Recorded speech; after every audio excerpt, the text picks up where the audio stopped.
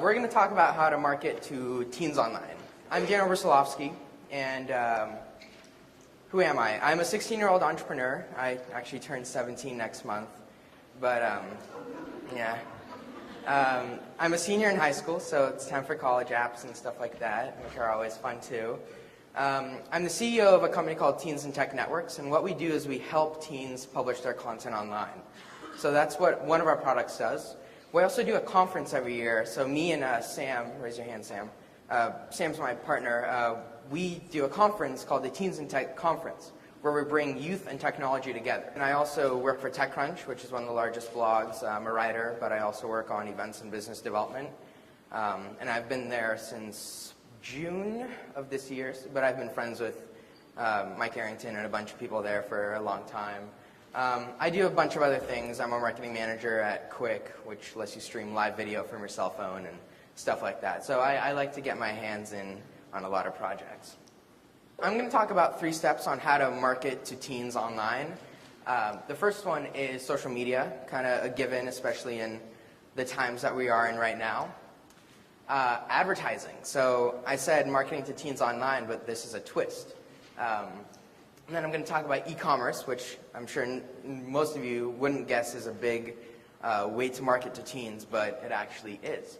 Facebook chat is one of the largest reasons why people spend so much time on Facebook, is because a lot of, especially a lot of my friends, they open up Facebook after school and they do homework, through Facebook chat. Hey, did you get this problem in your economics homework? Yeah, here it is, let's talk about it. Facebook chat, is one of the largest reasons why teens spend so much time on Facebook.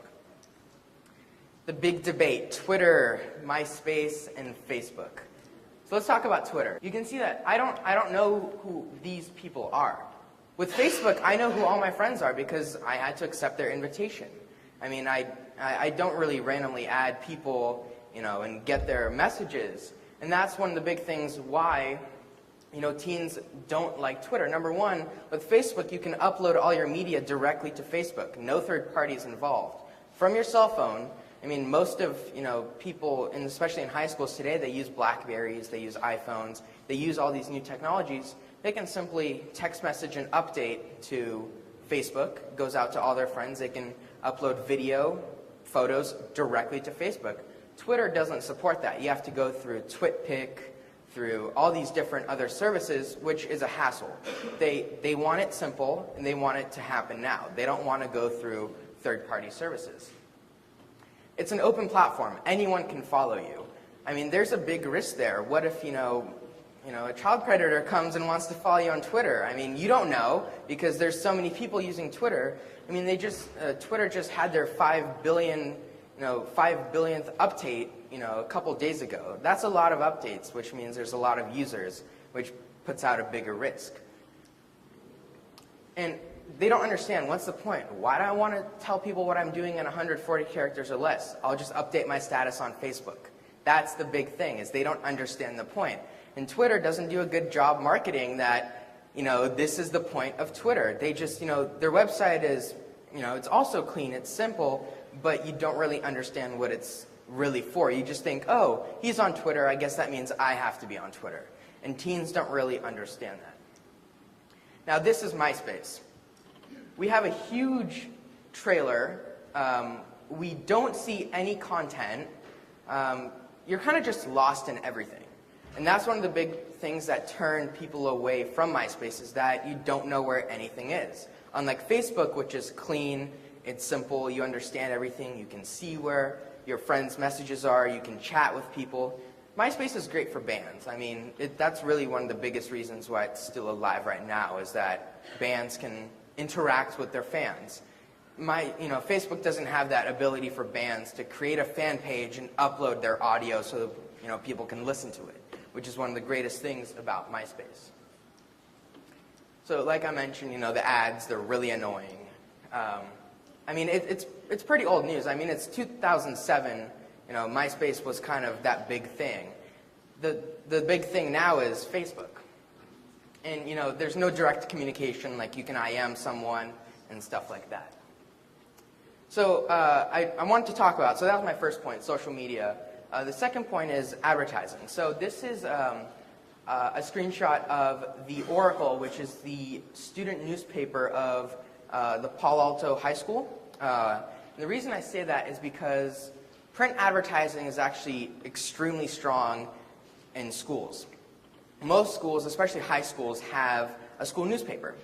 And schools like mine, we have a 1,600 student body, and we print 1,200 copies of our newspaper. Actually, last year I was the business editor for our school newspaper, so I kind of understand where the newspaper thing comes in. And one of the things that I did is I did all the advertising. And you'd be more than surprised to see how many people pay so much money for online advertising, where for $300 an issue, you can get an ad that 1,200 people will see. Because when the newspaper comes out, it's big news at our school, because that's a once-a-month thing that's special. I mean, it only comes out once a month. These online ads, you see them every single day, and that's why they become annoying. But when you get ads in print, in print ads, those aren't annoying. In order to get that interaction, you have to make the ads interesting. Like, what can you do to make the 4 other ads that are in that newspaper, what can you make it do to stand out? And the third point I really wanted to hit on was e-commerce. And a lot of you are probably like, why e-commerce? Well, we like to buy clothes online. If you think about it, we love clothes. We love getting the latest pair of shoes or stuff like that. And we're not going to, it's so much of a hassle to go into the store and to actually buy it and stuff like that, that people are just going online to sites like Amazon. Zappos is huge. I mean, they just got bought by Amazon. I mean, a lot of my friends buy their shoes online at Zappos, which is a little bit of a shock to me, because I buy my shoes on Zappos, and I thought I was kind of like that weird kid who uses all these online tools. So distinguish yourself online. Have that Twitter page, have that Facebook fan profile, but also integrate all of these things online together. So you have an e-commerce site where your customers can buy all of your stuff online, but also communicate with you through Twitter and Facebook. There are so many approaches to e-commerce that you can't just do one and expect it to work. You have to try different things, especially to reach different audiences.